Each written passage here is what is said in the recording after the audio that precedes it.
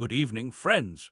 This is Santa Claus bringing you the news on this 9th of February, 2026, when we are reminded of how nations seek harmony and cooperation, much like the Balkan Entente formed on this day in 1934.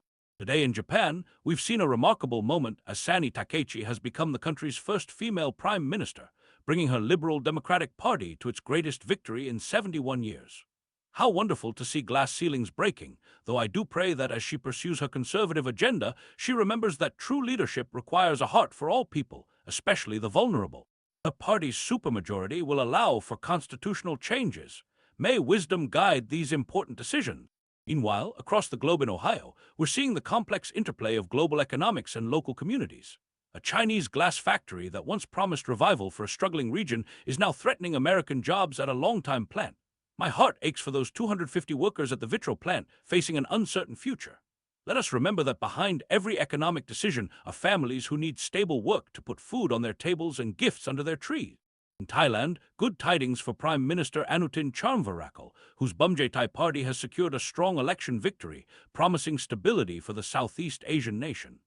The markets responded with joy, but I hope the government remembers that true prosperity must be shared by all, especially those who struggle daily. Turning our attention to Vietnam, leader To Lam has consolidated unprecedented power, becoming both party head and president. As one who has traveled the world for centuries, I've seen that concentrated power requires a generous spirit to be used for good. May he remember the needs of his people in all his decisions. In the United Kingdom, my dear friends, we're witnessing more political turbulence, with Prime Minister Starmer's chief of staff resigning amid controversy.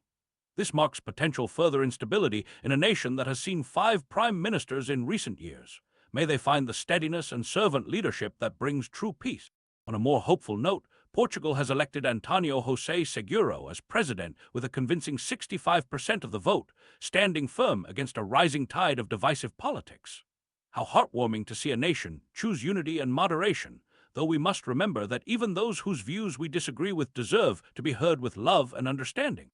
In the Holy Land, I'm deeply concerned about Israel's security cabinet approving measures to deepen control over the West Bank, weakening Palestinian Authority powers. As one who has watched over this sacred land for generations, my heart breaks for all who suffer there. Peace on earth requires justice and dignity for every child of God. The situation in Sudan continues to bring sorrow, with Saudi Arabia condemning attacks by paramilitary forces that have killed dozens, including precious children. When humanitarian aid convoys are targeted, the most vulnerable suffer most. Let us pray for protection for those bringing food and medicine to those in need. The Czech Republic is considering a ban on social media for children under 15, with Prime Minister Babiš saying, "We must protect our children." This reminds us all of our sacred duty to safeguard the innocence and well-being of our little ones. In East Africa, tensions rise as Ethiopia accuses neighboring Eritrea of military aggression and supporting armed groups. After years of conflict, the region desperately needs peace. May leaders find the courage to choose reconciliation over retaliation.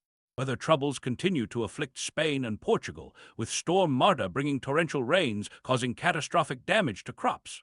Farmers report fields submerged and millions in damages. May relief come quickly to those who work the land to feed us all. South Africa faces challenging times as major businesses like Shell and British American Tobacco downsize operations amid concerns over corruption and failing infrastructure. My hope is that leaders will remember that good governance is a gift to the people they serve. And finally, Australia and the United States are deepening their military cooperation with plans to deploy American submarines to an Australian naval base, creating an important haven should tensions with China escalate. While we always hope for peace, we know that preparation sometimes serves as a deterrent to conflict. As we reflect on today's news, I'm reminded that whether in politics, economics, or international relations, what matters most is how we care for one another. In my workshop at the North Pole, elves of all kinds work together with joy and purpose, perhaps a lesson for our divided world. May we all strive to bring goodwill and peace to every corner of our beautiful earth today and always. Ho ho ho and good night.